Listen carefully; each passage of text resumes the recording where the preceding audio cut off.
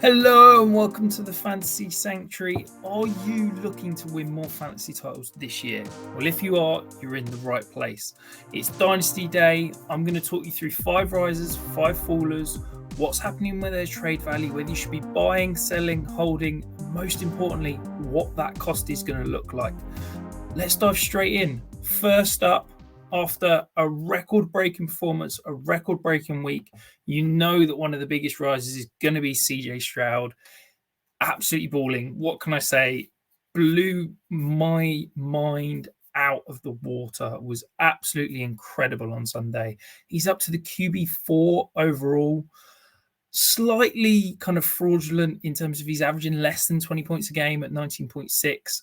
But the most exciting thing is this is a guy who's doing it from the pocket. He's not having to rush to put up that production, which means that it's more sustainable moving forward. And he's doing it with a core of young wide receivers that we know are going to be with him for years to come. I mean, Tank Dell's looking absolutely phenomenal. He's averaging almost 0.2 EPA per play, which is like elite numbers. You're talking MVPs normally about 0.25. And that touchdown to interception ratio is absolutely mind-blowing. He is shooting up ranks. He's shooting up value charts. For me, he's now a top 8 quarterback. He's in the same tier as Trevor Lawrence, Justin Herbert, just behind that elite 5 of Allen Mahomes, Hurt, Jackson, Burrow. But if he keeps this up, he's going to easily creep into that top 5. And, this is a guy that we keep talking about as a top half of the first-round startup pick. Easily worth 3 first-round picks. I think if you're buying now, you're probably buying high, but maybe you can pivot off, someone that's declining in value, whether that be Deshaun Watson or, maybe Justin Fields, Bryce Young, maybe add a first to go and get CJ Stroud. But I really, truly believe this is a guy that we're going to see some incredible performances from time and time again. The most impressive thing from him is not his accuracy, which we all knew coming out of college. It's his ability to layer throws and manipulate the ball in ways that I don't think I've ever seen from a quarterback. The way that he can, get dip on the balls and kind of thread balls into pockets of space, that's just absolutely mind-blowing. And his ability to do that is like nothing I've ever seen of anyone else at this sort of level. So yeah, genuinely impressive, genuinely incredible, and really excited about what's going to come. The next guy, back-to-back weeks in the risers, Will Levis. I said after week 1, I was impressed, but it was unsustainable. Last week on Thursday night, I was more impressed, I think, than I was after the first week. Yes, he had the meltdown in the fourth quarter, but that's to happen. He's adding a little bit with his legs. You see 4 rush attempts per game. That's encouraging for that fantasy production, but we know he's got the arm, but his ability to read and manipulate defenses is what impressed me on Thursday. And I think that he's now a quarterback that I'd be shocked if the Titans went back to Ryan Tannehill the rest of the season. And I'd be shocked if he's not the starting quarterback in 2024 and potentially 2025. That's worth serious value in Superflex leagues when you're getting that plug-and-play quarterback. So, yeah, happy to pay a mid-first-round pick. I don't think you've quite got to pay it that yet. I talked about him 6-7 weeks ago as a sneaky buy because I think people were letting him go for a second because he hadn't seen the field. I think you can probably get him for a late first, maybe a couple of, a late first and maybe a late second. But yeah, really excited. I'd certainly be happy taking him at sort of the 106, 107 in this year's draft class. The next riser, Keaton Mitchell, phenomenal performance, over 100 yards and a touchdown, averaged 14.7 yards after contact, which is a mind-blowing number. Finished with over 20 points on the week. And I think the most exciting thing about Mitchell is he adds something different to this backfield. We know what Gus Edwards is. He's that bruiser. He's that short yardage. He's going to get what's blocked and fall forward. I think Justice Hill is a little bit of an in-between. He's a little bit bigger than Mitchell. He's useful in the passing game, but I don't think he's ever going to be an every down back. And Mitchell's just fast. He adds that explosive element. I don't think he's ever going to be an every down back. I don't think he's got the body type to carry probably more than 10 to 15 touches on a week, which does limit that upside. But if you're looking for a, potential high ceiling flex play, Mitchell could be the guy. I'd happily go and pay a high 3rd round pick. If you're talking seconds, if someone's willing to pay a second for him right now, I'd happily sell for that, just because I don't think that consistent, sustained production is going to be there. I think he is going to be a bit boom bust. So, yeah, maybe not a buy, maybe not a sell, but definitely a guy whose value is rising.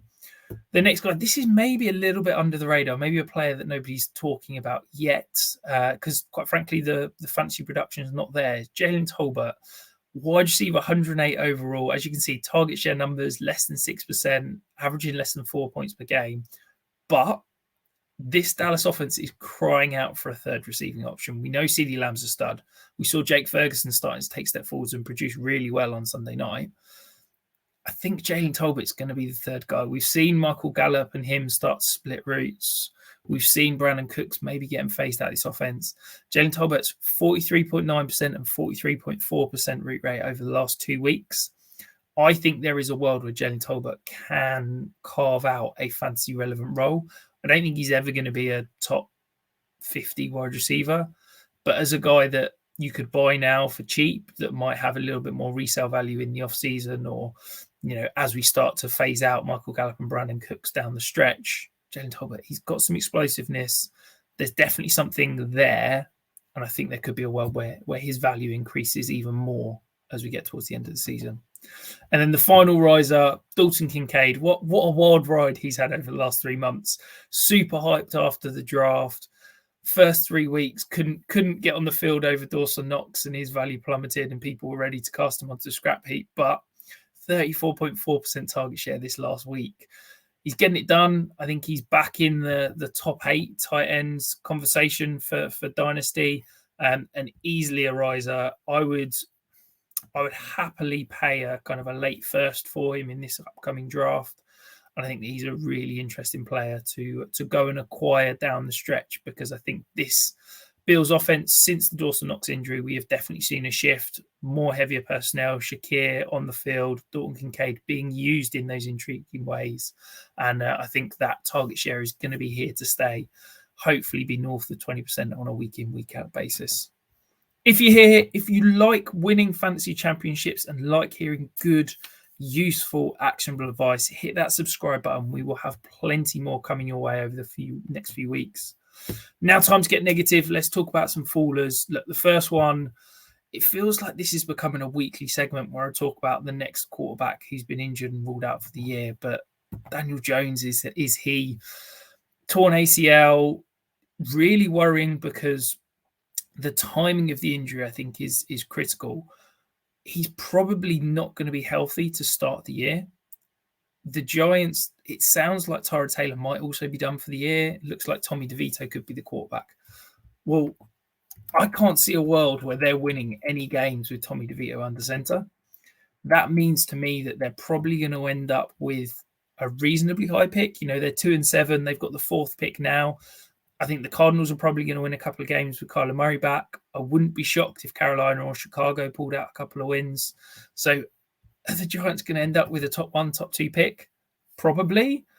Does that mean that Daniel Jones stays as a starting quarterback in New York or numbered? Definitely. Can he be a bridge quarterback?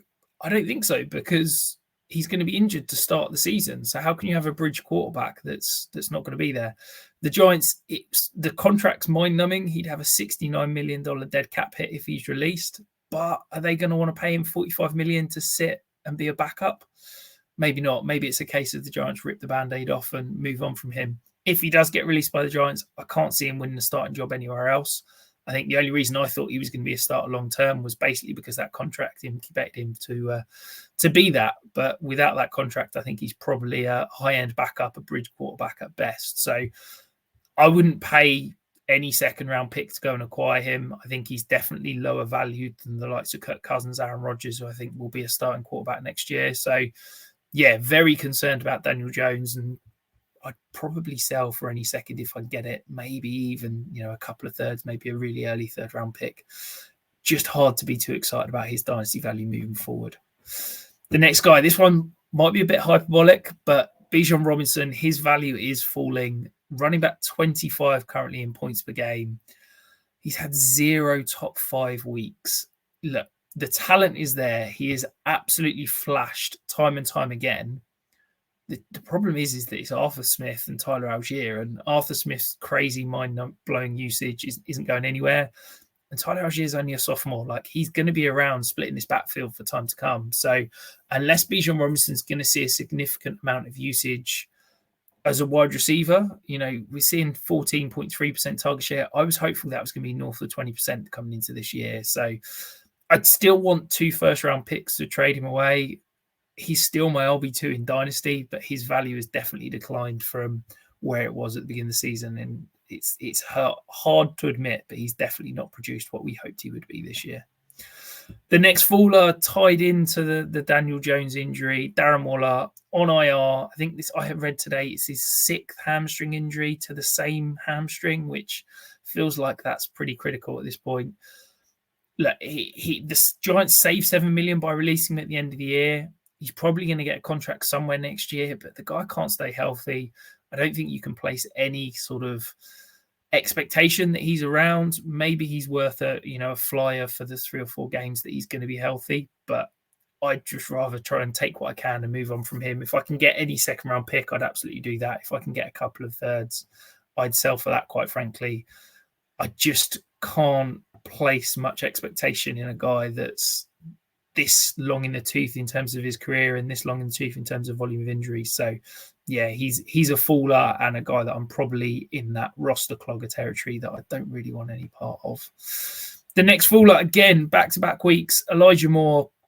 I called him a roster clogger last week, and then they traded Donovan Peoples-Jones. Cedric Tillman comes in and sees more snaps than him immediately.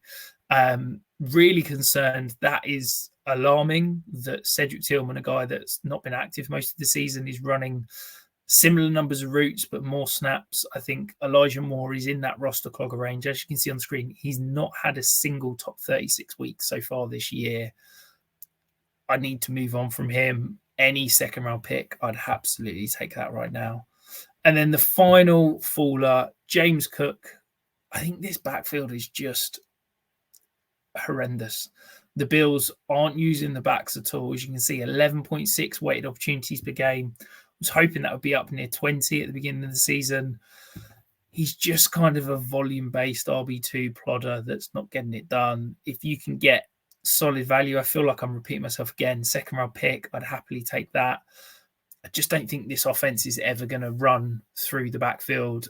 It's a big L for me. I love James Cook. I thought he was a value because I thought he was going to take over this backfield. But Latavius Murray, now Leonard Fournette, they're not going anywhere. And I just think there's not enough meat on the bone for James Cook to eat, quite frankly. So, yeah, happy to shift him. His value is definitely falling as we move forward.